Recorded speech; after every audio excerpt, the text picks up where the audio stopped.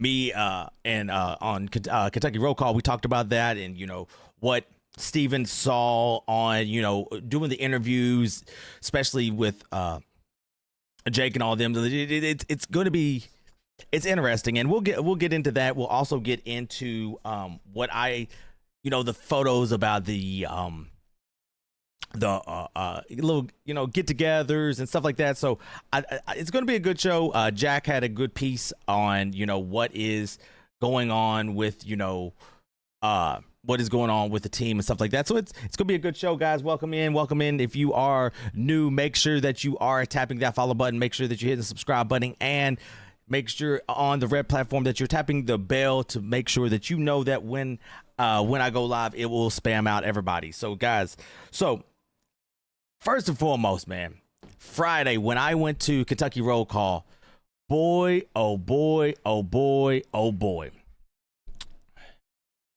I think that was the worst drive I have ever had going to Louisville. Like literally that probably, if any of y'all know, anything about driving to Louisville's, it's not that bad of a drive, but then again, it's kind of like, it's once you're on the highway, you're vibing, you're listening to music, whatever. But I think the worst thing was that rain. And first and foremost, thoughts and prayers go out to everybody that was affected by the rain, all the floods and everything. My thoughts and prayers. If you know somebody that is in that area, make sure that you do check up on them. Make sure that you are checking on them to make sure that they are good and and all of that. Make sure that they're fine. But I don't think people know how to drive when it's regular. Then when you add rain to it, adding rain is probably one of the worst things to drive in my opinion. Snow, what I'm saying, you can get around in the snow, you can kind of move a little bit different in the snow, but when you have rain and then you have all these fools that can't already drive, it's the worst thing ever. It is literally the worst. Pretty much everyone was going like 30 miles per hour, had their hazard lights on, and literally I couldn't see a foot in front of me. Like, I was behind a semi with their, hazard lights flashing, and literally I could barely see the semi. Then when you get to the, and it's always like this, and it's always been like this, and it's always will be like this. Is once you get to like almost to your destination, then the rain stops.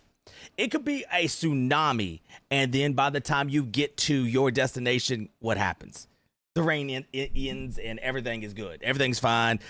By the time I got to the studio, it was a little bit of rain, but it wasn't like this big giant rainstorm that I was already driving through. Like, it was arguably I would say arguably the worst, one of the worst things that I've drove in through, to be all the way honest. I'm just being dead serious about that. Like, it was bad. But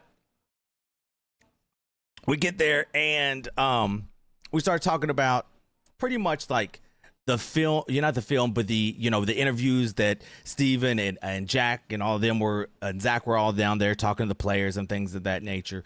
And a lot of talk about, Mason Williams, how good this young man is, how good Mason is. And I kind of, we had this conversation last 2 weeks ago was, how in his interviews, how good he is at speaking, how deliberate with his, words and things he is. He said he wants to be the hardest worker. He wants to do this and that. And I don't think literally you can say things. And we had a text in on the text machine say that, that's media trained and everything. And I agree with that. I agree. A lot of it is media trained, but also you have to look at who his father is, Mo Williams. So he is used to kind of the limelight, but also he knows what hard work is. He knows what it is to get in the lab and grind, get in the lab and do these things. He knows about that. He knows how hard he has to work. He's seen his dad probably work really hard and keep his body up. So being the hardest worker in the room shouldn't be anything new for him. And when you're being underestimated, when, you see a lot of these people say that, hey, he's going to be this, he's going to be that, he's not going to, he's not going to play and all that feeds into the motivation of, I want to be the hardest worker. I want to prove all of these players, all these people wrong. And I remember I'm gonna put my instance I'm gonna put my career out there. I was never the tallest. I was always the quickest, fastest, whatever. I was always that. And there was always that, hey, he can't do it. Like he's not that good. Like, why is he on the team? All right, I'm gonna show you why I'm on the team. Because I can shoot from 30 feet. I can outwork you. I can do all these all these things that are vital to the team in conditioning. Last guy, that's come on the court. I'm getting on hey, come on, let's go. But no one could ever point a finger back on my face because I was doing the right things. I was always making the times. I was always trying to be the leader of the pack when we're coming to races, drills, whatever. So Mason Williams is kind of like the same way. Billy Donovan. It's kind of like the same way of I'm going to make sure that I am outworking everybody to prove that I deserve to be on the team. Because, you got a lot of these fans and a lot of these players that are saying, hey, we only got him because of we only got him because we wanted his dad. Now, we can say, yes, that could be true. We can say whatever we want to say about that. But if we have a kid right here that is working his tail off and he's going to maybe get some good backup minutes and he's earning them. It's not like we're just handing it to him. We're earning him. That's the thing about it is this young man already knows what it's like to do hard work. Now it's time to prove it. And all these naysayers saying that, we're only playing him because of his dad. We're only playing him this. No, it's not true. It's nowhere near true. I don't believe that. I don't believe in a shadow of a doubt that we are going to play this young man because of Mo. Mark Pope is not going to play this young man because of his dad. He's just not going to do it. When we first heard him, when we first heard about Mason Williams, we thought he was just going to be a practice player. He's good, but then next year, it's kind of a development type player. Pope is not the answer, in my opinion. Well, I mean, we will see. We will see what happens here in, the next year. Is Pope the answer?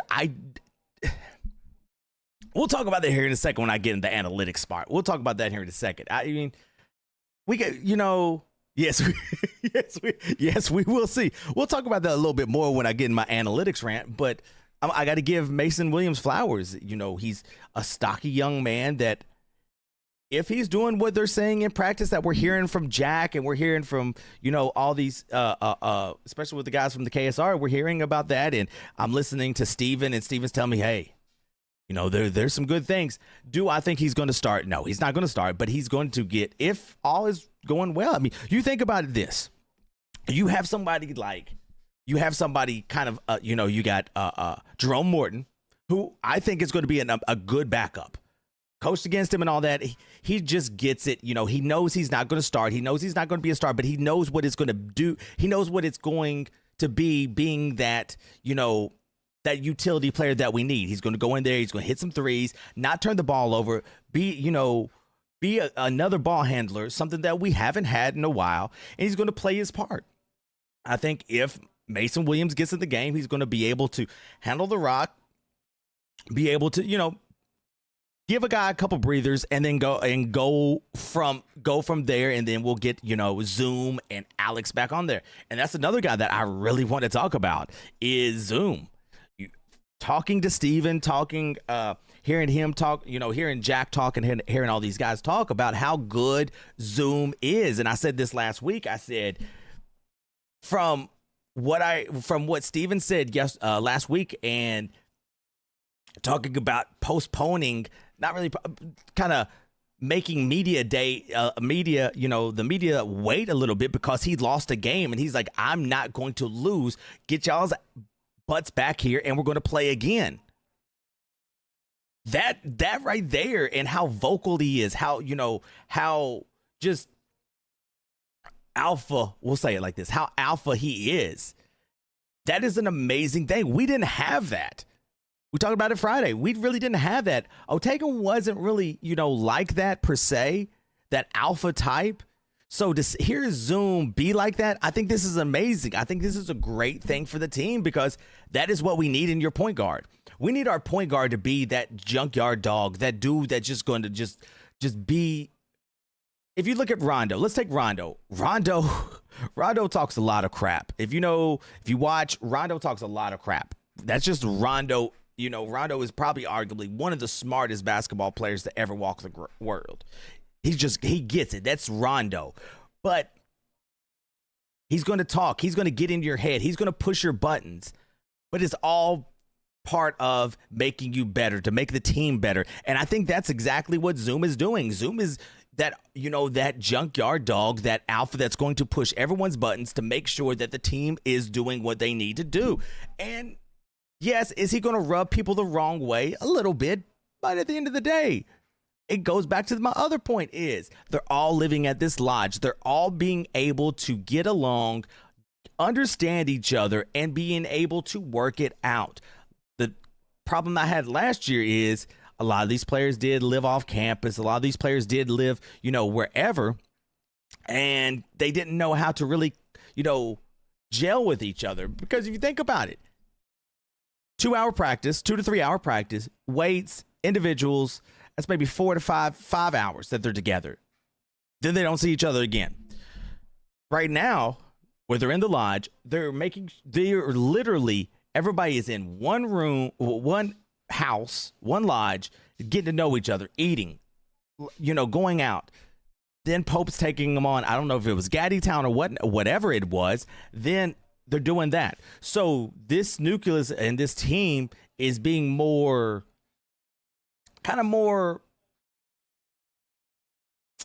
chemistry. More chemistry is being built on this side than it is the other side, than the other year's team. And I think that's where it's going to be a big plus on this side, because now that I know, what my brother is really like, now I know, what buttons to push, what buttons not to push. When can I poke that bear to get the best out of it? When can I poke Frank to give me 110 when he might be at 60? Those are the things that you get to know when you get to live with somebody. You think about all you married couples and you people that live together with your significant others. You really don't know what you're getting into until you marry somebody. You don't know their weird kinks or their weird, different things until you marry somebody.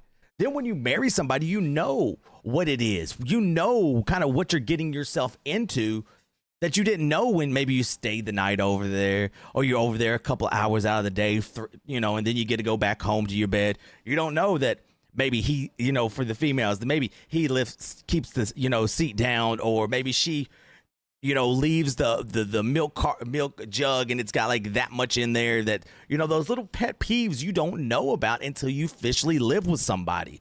That's just with anything. I don't think anybody, unless what's that one TV show, Blind Love or whatnot, where they just marry somebody from text messages and all that. I'm not big into that stuff, but hey, it's just like that. Like, until you get to live with somebody, you don't really know that person. So now that they're living with each other, now they're being able to see, who's the messy one, who's the one that doesn't clean up, who's the neat freak, who's the grandma or the grandpa of the group, who's the one that, is going to be able to literally just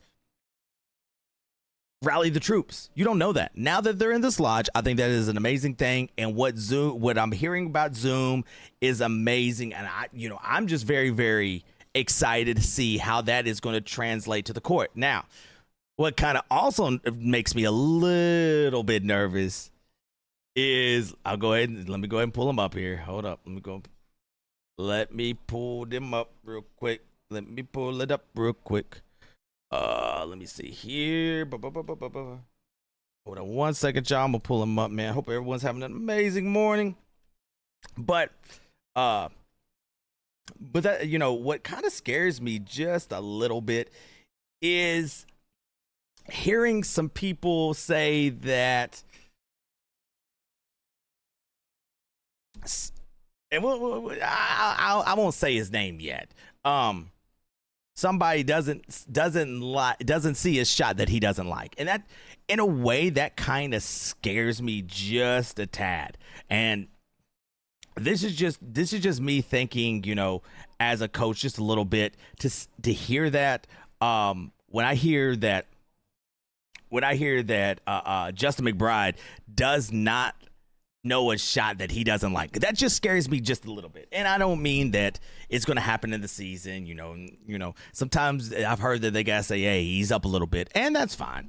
But that's just building confidence. I am okay with that a little bit, but I don't need him taking ill-advised shots in the game. And that's thinking way ahead. That's thinking November, December, all of that. That's not really thinking like as of, kind of right now. But I do like that he does have his confidence. He does have, that box checked off that I was kind of worried about conditioning and stuff, that they said he came in here well conditioned. He came in here ready to go. I'm very, very, I like that. I do like that, that notion that he's in here, working hard. But kind of what scares me just a tad bit is hearing that he is taking some wild shots. But hey, we can fix that. That's nothing that we cannot fix. But I'm excited about that. Hearing that, this team is actually playing well together, seeing some of the clips of practice, not practice, but, some of workouts, watching that ball pop, watching that ball move. And, it reminds me kind of the first year team, how free flowing it was. And I got a lot of questions, not a lot of questions, but a lot of questions. And like, how do you know this team's going to be better than last year's team? It's just the fact of how well you see the interactions with each other. I'm not very concerned about Cam being in a boot or Frank not doing too much right now, because you got to think Frank is a 95-year-old man that has 12 kids and a 401k. Okay, that's just Frank. We know what Frank is going to give us. And if Frank can last between 10 to 15 minutes, we will be perfectly fine. I think if we're getting into the 20 range, I think we might be in some problems. But I think if we get 15 good minutes from Frank, we will be fine. I mean, if you look at all the photos, Frank looks like he's everybody's father on the daggone team. That's just, it is, it's Frank.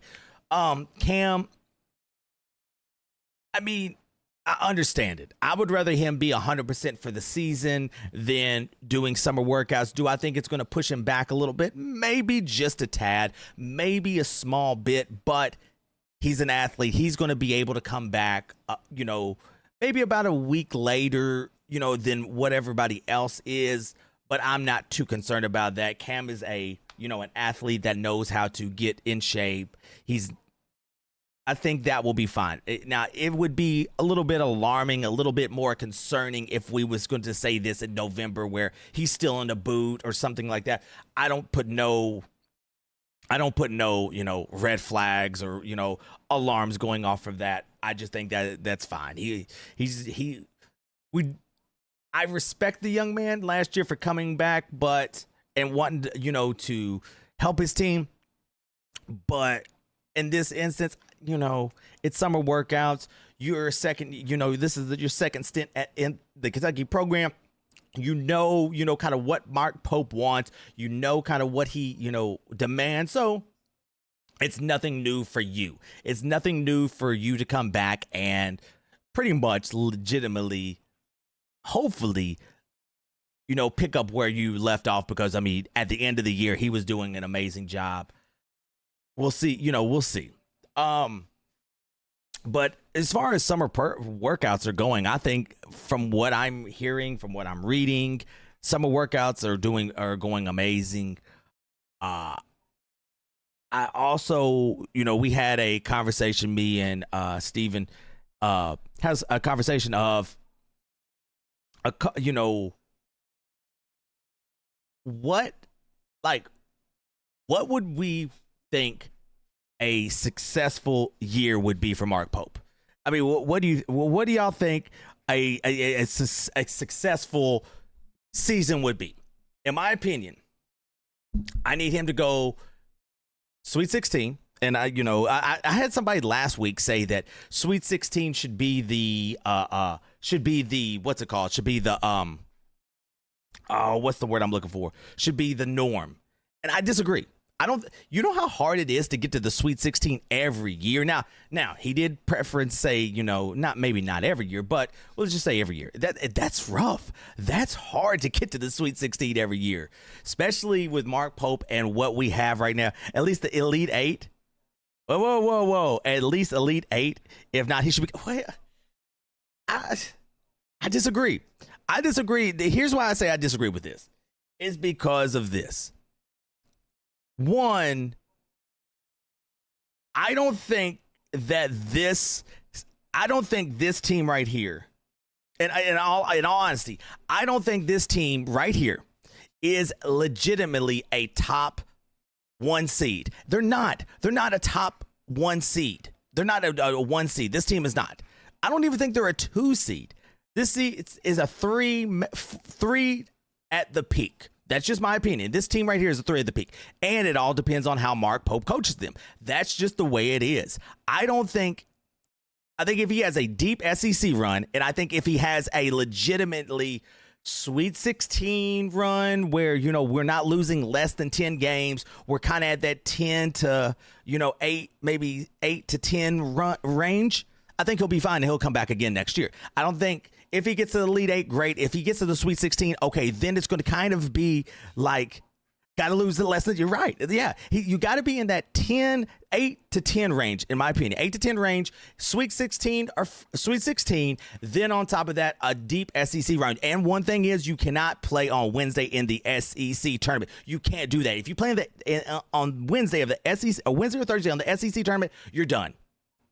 You don't want to do that. Yes, you can get 1 or 2 wins, but at the end of the day, it is not going to help you because of this program. This is the University of Kentucky. Me and Steve say this all the time. This is the pristine college program in the country. You don't hang banners for Final Fours. You don't hang banners for anything but a national championship. We have nothing to worry about because we're losing more than 10 games. I don't know. And if you know that, give me the lottery number so I can play tonight, so I can win $1 billion, and then guess what, Steve? Guess what? We're going to go on a world tour. Like, if that's what you think, hey, I'm all here for it. But I think for Pope, but it also depends. It also depends on what Pope we get. Do we get bearded Pope that don't care and is out there just, you know, scoring victory after victory after victory? Or are we getting the timid Pope with the unshaved, with the shaved face? It just depends on what we get with Pope. Like I said, I have no problem with Cam being in the boot, Cam doing, you know, Cam things and, you know, just worrying about his health. If he's 100% by the season, great. I'm not worried about summer workouts. He's going to be able to get conditioning, you know, in the preseason. Same thing with Frank. I think Frank, we know what Frank's going to give us. Frank's going to give us hustle, heart, and, you know, a 401k.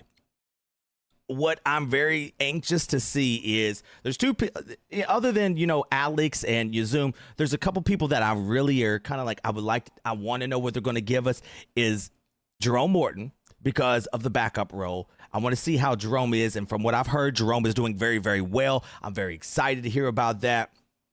Then Mason.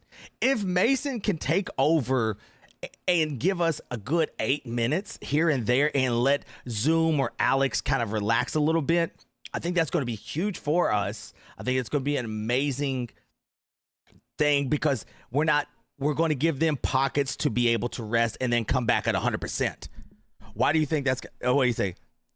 In Pope's entire coaching career, he has lost 10 games. And why do you think? Huh? In Pope's entire career, he has lost 10. What? What do you mean? What do you mean? He has lost 10 games. Why do you think that's going to change? What do you mean? Hey, are you saying he has lost more than 10 games?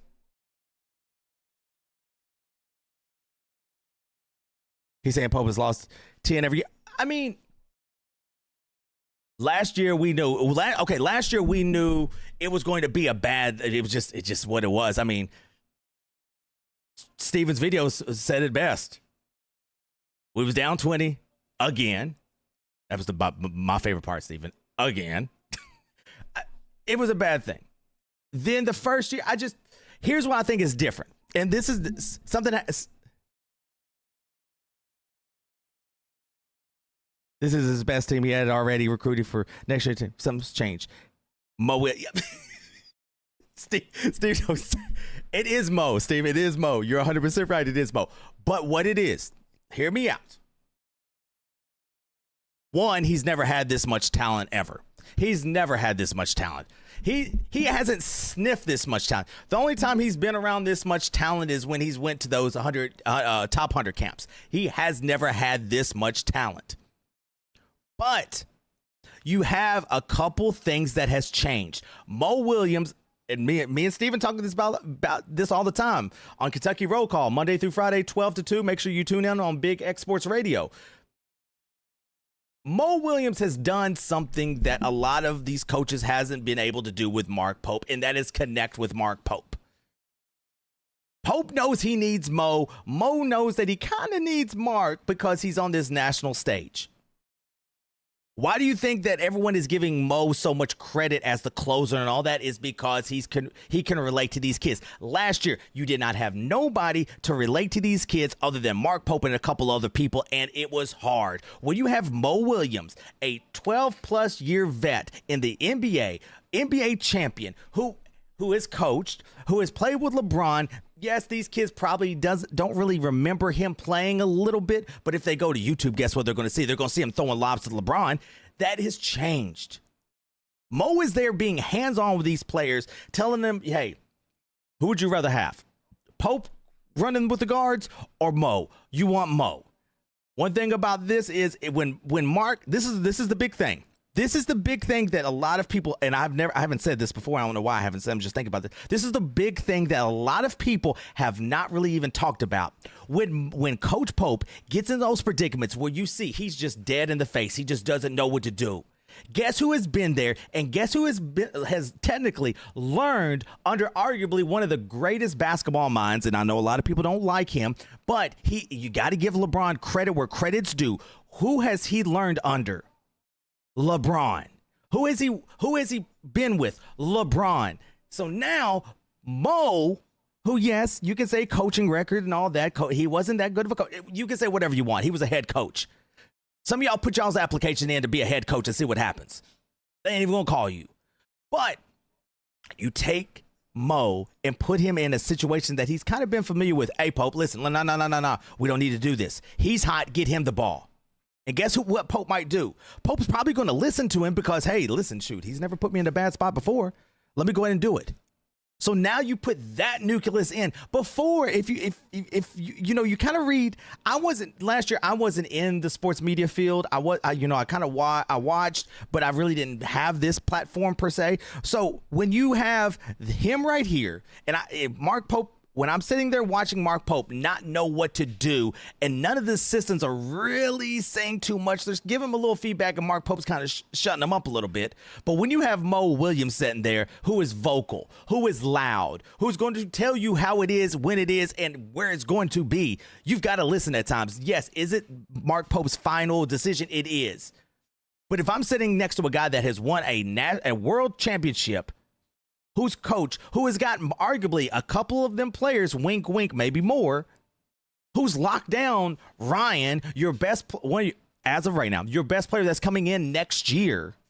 Why am I not going to give this guy a chance to be able to tell me, hey, that's not right. All right, let me switch it up. That is what has changed from last year, his 10 losing seasons, to now is Mo Williams. That guy right there is his. You remember what was the movie? Charlie in the Chocolate Factory, where he had the golden ticket. So Mo Williams, I mean, you think about it, okay. You think about it right now. Has he not turned us around? He got us Alex. He pretty much got Ryan, and he got a couple of other players. So as of right now, yes, he is turning the program around because his relatability to these players. One thing we know, I'm not no insider. But one thing you can tell was these players didn't get the relatability to Mark Pope. They just didn't. Now, am I saying Mark Pope is going to? Okay, I guess we will see. I mean, I don't think Mark's going anywhere. You're right, we will see, but I don't think at the end of the day these players have somebody that they can go ask a question to. Do you think Alex is going to go ask Mark Pope what it was like to play in the NBA Finals and, the pressure that amounted? You can equate to play at University of Kentucky, because if you lose one game for the University of Kentucky, they're ready to throw the season away at times, and that's fine, because this is the most passionate fan base in the country. That's what makes us amazing. But it is a pressure cooker when you play for the University of Kentucky as a point guard. You look at all the point guards that have who hired Pope's assistants when he got the job. Oh, I'm guessing. Who hired Pope's assistant? He brought a bunch of the guys from BYU and all of that. Yeah, I was gonna say, he brought a lot of the guys from BYU, so it was him. But if you look, how many of the guys have left? You know what I'm saying? Like that is the thing with Pope. That's the thing. Pope's got, but that's the thing. They might have not gelled with Pope, and that's fine. They might have came over here and saw Pope, but also you got to think of it like this. A lot of people jump the ship when things go bad because they don't know how to fix the ship. They don't know how to really fix the ship if they don't know how to talk to somebody. You take your job. Your boss is getting on your nerves, but you don't know really how to talk to the guy. So Pope kind of knew, okay, maybe it is me. Maybe it is me that I need to fix something. Once he saw all the coaches, now I don't know nothing. I don't have no clue about none of this. I'm just thinking in general. Maybe Mark Pope sat in a room when he saw 14 or 16 out of the top 20 recruits didn't come in. Maybe it's me, okay? Maybe it's, once we got that stat, maybe it's me. Maybe I have to sit in a room and say, hey, what am I doing wrong? What is it about me that is turning everybody away? Maybe I'm not relatable. Maybe this 6'4", 6'5", I don't know how tall Pope is, bald head, white guy, maybe I just don't get it. Maybe I just don't get it. Well, let me find somebody. A la Mo. When you're down at your worst, and you could say, he's still on the chopping block. When you're at your worst, you kind of have to reevaluate a lot of things. Do I think Mark Pope loves this program? Mark Pope genuinely loves the University of Kentucky. He loves this program so much that his recruiting pitch was the history of the University of Kentucky. That was pretty much, the selling point for Mark Pope. But when you got a guy like Mo that is in the current age, that is in the current generation of this, of whatever, and he's telling Mark Pope, nah, man, that's not how we got to do it. Who's been in the EYBL, who's been respected, who's kind of been through, the weeds and the agents and all of that stuff. And he's telling Mark, listen, Mark, that's not how these kids want to be talked to.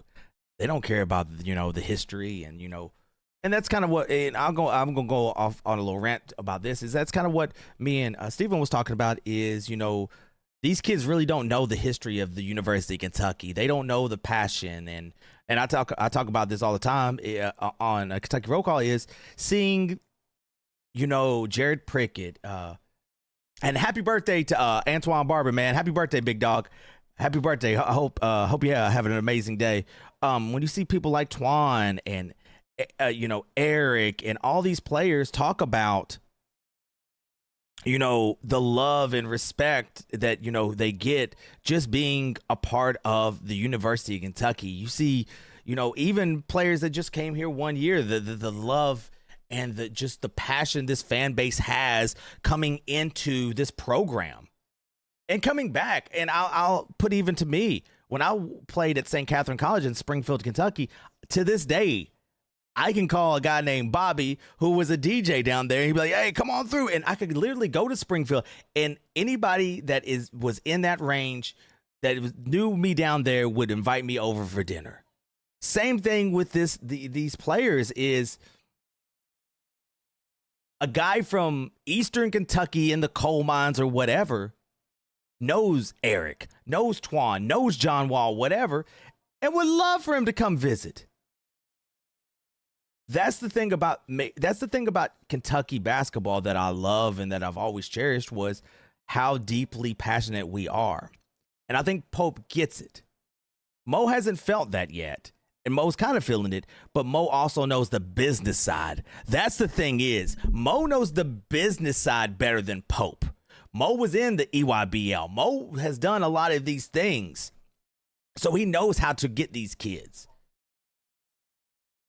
Got to think. Pope really wasn't in the EYBL. You know, he was recruiting them, but he wasn't recruiting at this level.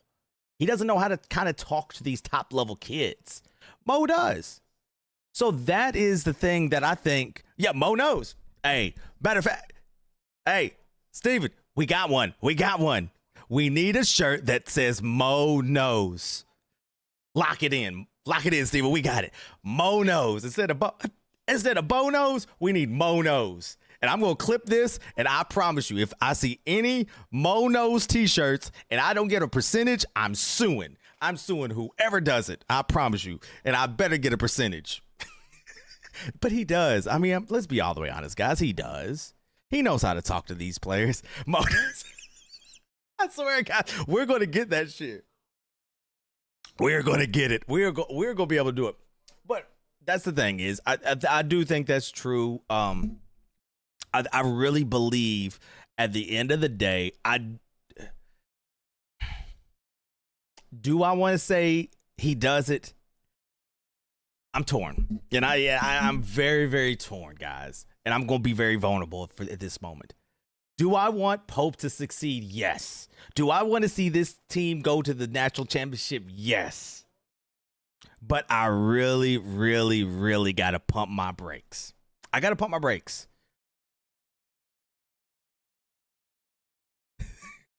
That'd be a fire one. Get one ASAP. I'd have Kentucky knocking on my door, just like, excuse me, sir. They gonna hold me. They gonna hold me by my feet over the balcony. Get the copyrights off that. Hey, excuse me, sir. Hey, we need that. We need that. They're gonna be knocking at my door. I swear. But I want to put my brakes and be like, you know what? I gotta take this with a grain of salt because we've seen this time and time again. One thing I didn't like about Pope already so far was the comparisons of, you know, Julius Randle and SGA. I just think that puts a lot of pressure on these young men that don't need it. And this is something me and the fact that I know it is as much praise as Mo is getting, and he hasn't got a Mo nose. Yeah, see, it doesn't sound right. It really doesn't sound right. Mark knows. It just I'm sorry. It don't sound right. Like, we need a Mo nose.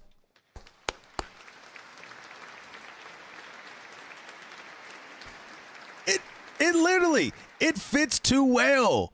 Mark knows just doesn't give that pop. Mo knows. Mo knows basketball. Mo knows recruiting. Mo knows how to talk to kids. Mo knows how to get down. Like that shit, it fits really well.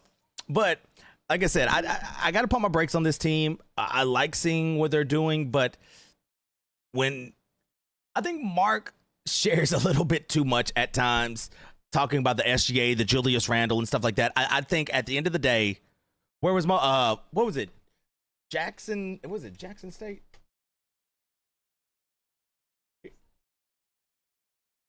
What was it? Nah, it was it was, what was it? I want to say it was Jackson State, wasn't it?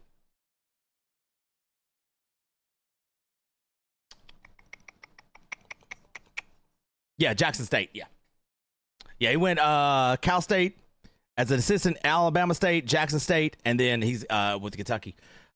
But I gotta pump my brakes. Like I said, Mark shares a little bit too much at times.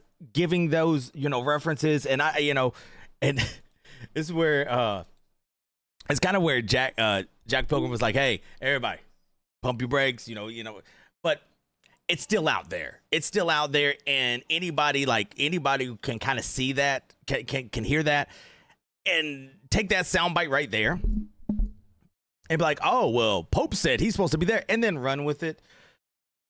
This is kind of where I'm like, Pope, just give like he did before. Hard worker.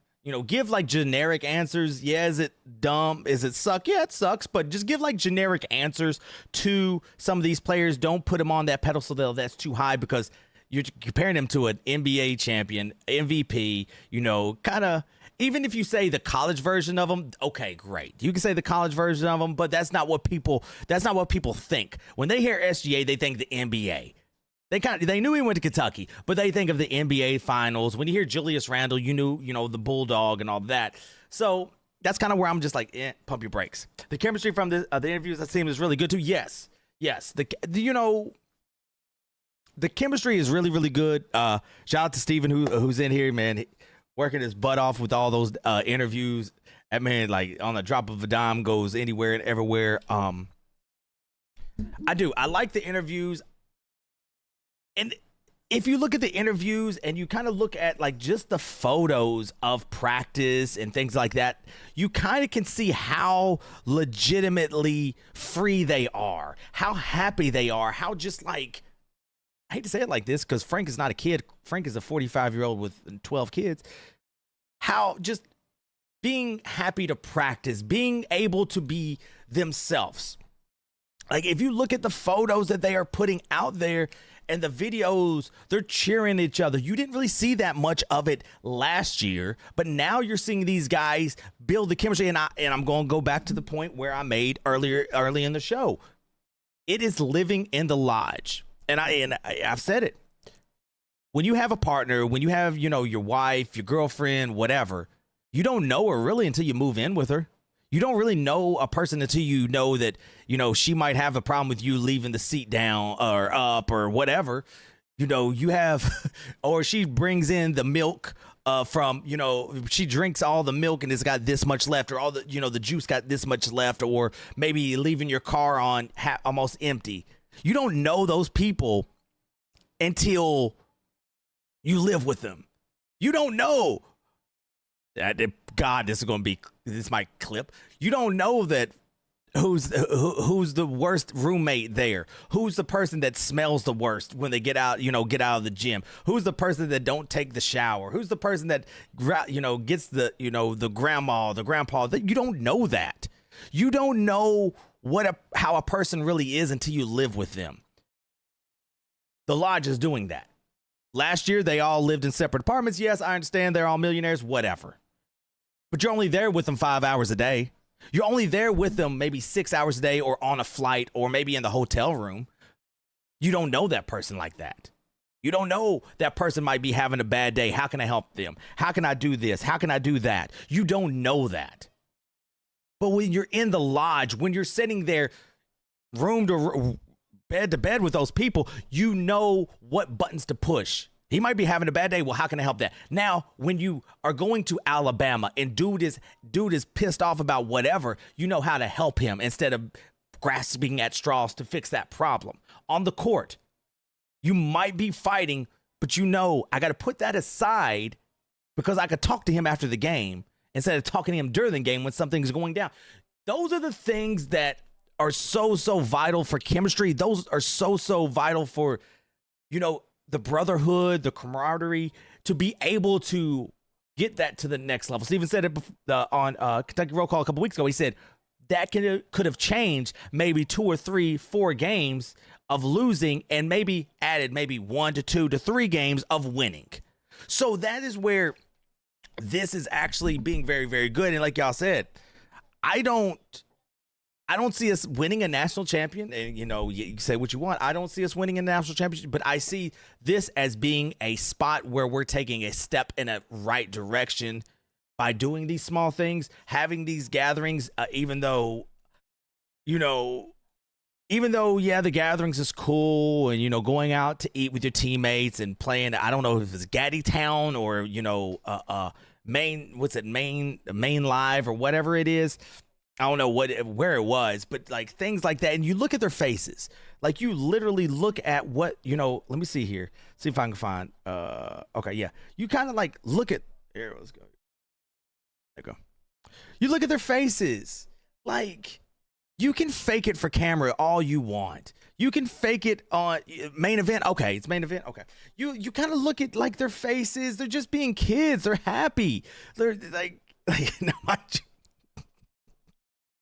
like it's good to see them do like these things with each other and being, personal. I do think it's great that you don't see, what they're doing in the lodge, but it's great to see them build this camaraderie, build this rapport with each other, and legitimately be able to be a kid. There was so much pressure, I thought, that was put on them last year, arguably through MARKPOPE saying that they're a Ferrari.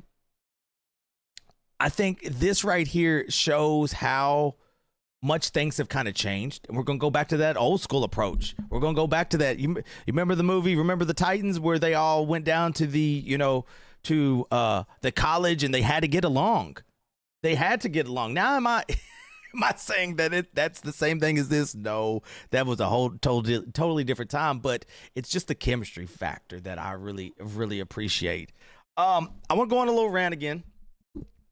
There was a tweet that was made out, and I'm going to probably get some heat for this, but it's okay. Let me pull it up real quick. There was a tweet that was going out, and I have a problem. I have a problem. And if the tweet was talking about analytics, and it kind of ties in with Pope a little bit. I saw a tweet talking about, had an Jaylen Brown pretty much kind of said that I had an analyst guy telling me we view Jaylen Brown as the 7th best player on the team. I'm going to take that with a grain of salt. Was it true? I don't know, but we're going to take that with a grain of salt. But I do believe that we are getting to the age where we're trusting analytics way too much. Way too much, guys.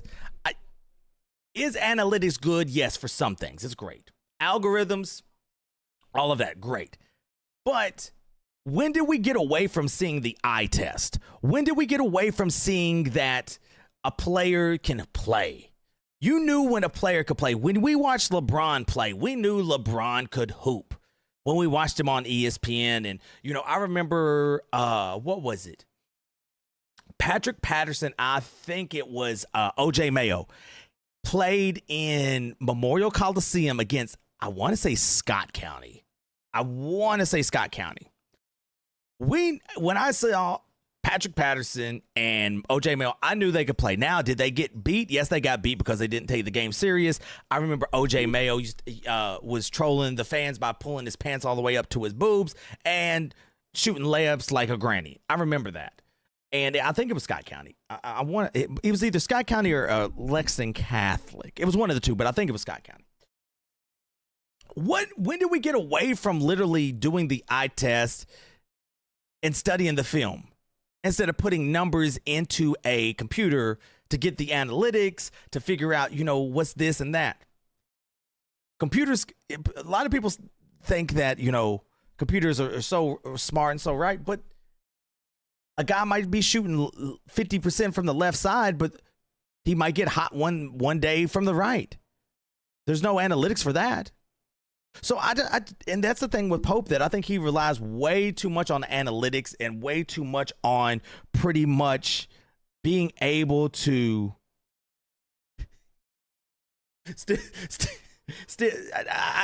I'm not a big fan of analytics per se. And same thing with Pope. And I think Pope relies a little bit way too much on analytics and way too much on, that side instead of trusting himself. And, I have a problem with that a little bit. I do. I don't. There's not very many analytics can analytics dictate some things? Yes, it can. But I just don't think analytics at the end of the day is going to, be right 100% of the time. And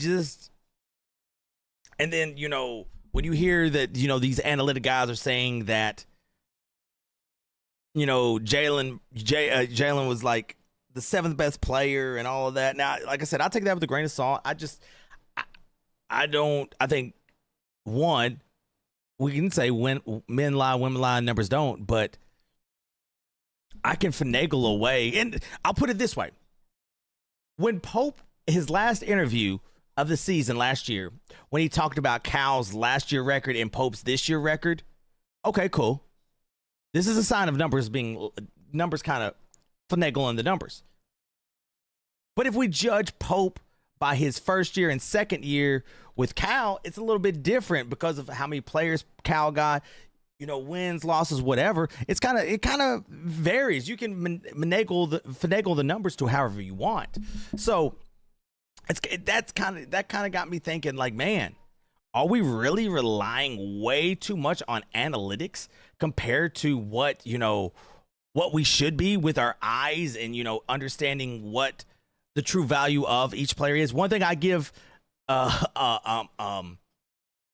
Brandon Ramsey nothing but credit for is seeing my timeline flood with where he is in the world, from freaking any gym, any crevice that has a gym, any area that has a gym, he's there, and he's there, covering them. Hey, this guy does this guy does this.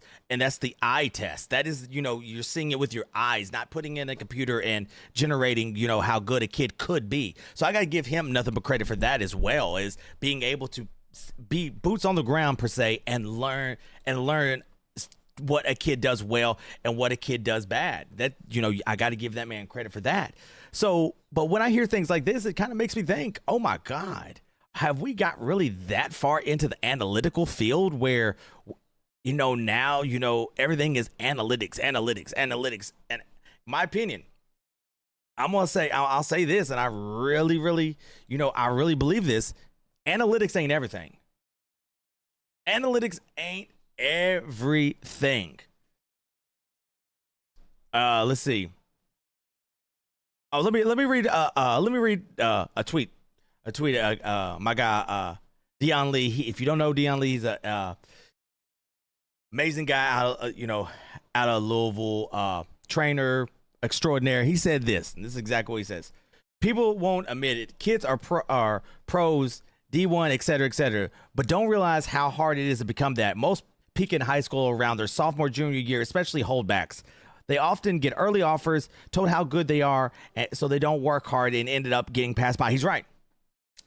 I just read that. He is so right about that. It's getting to a point where it's kind of weird. If we really want to be honest, it's kind of weird how good these young men are at a young age, but then you see them kind of fizzle off a little bit. There was one kid, I won't say his name, out of respect. There was one kid, one of the best 8th graders I've ever watched, ever.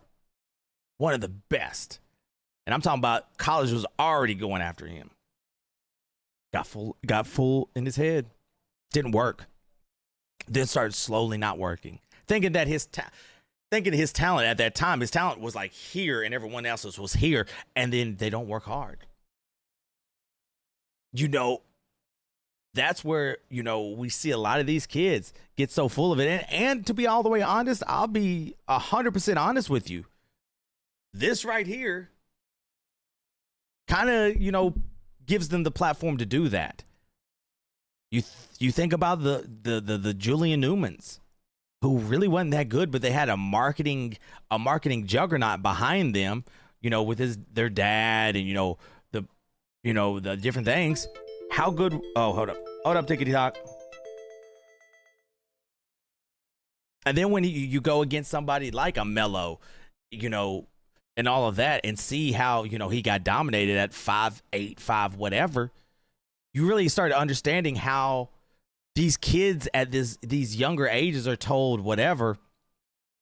just to, just to be able to, get some views, some clicks, and all of that.